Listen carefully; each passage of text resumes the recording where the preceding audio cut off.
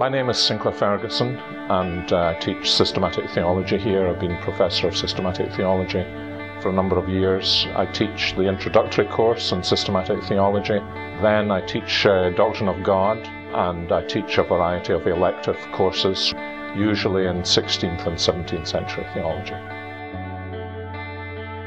One of the things I love, which is behind the scenes, is the fact that you're not on your own and that you're part of a band of brothers who are teaching. My own theological education was in many ways quite liberal, actually. And so it's been a wonderful thing for me to have colleagues from whom I can learn. So in some ways I've had the privilege of making up for what I didn't get when I was a student myself. My life story is that I never intended to teach in a theological seminary and was personally fairly committed against ever teaching in a theological seminary.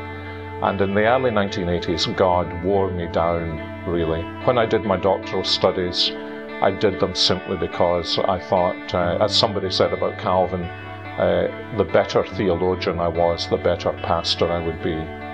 And in God's providence, every reason I had for not teaching in a seminary, and in particular every reason I had for not coming to the United States to do that, was taken away from me.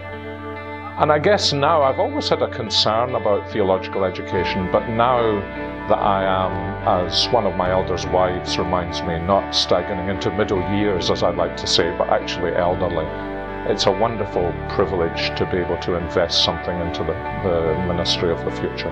Particularly here at Redeemer, I think we've got a wide variety of backgrounds of the students who come.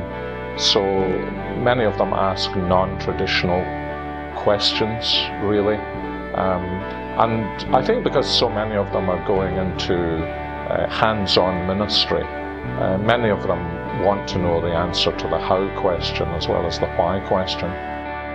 So if someone asks me, what's my goal here, my ultimate goal is the answer to the first question of the Shorter Catechism, that not only as individuals but as theologians, as pastors and servants in training, all of our theological studies should enable us to grow in the knowledge of God in such a way that we'll be able to glorify God.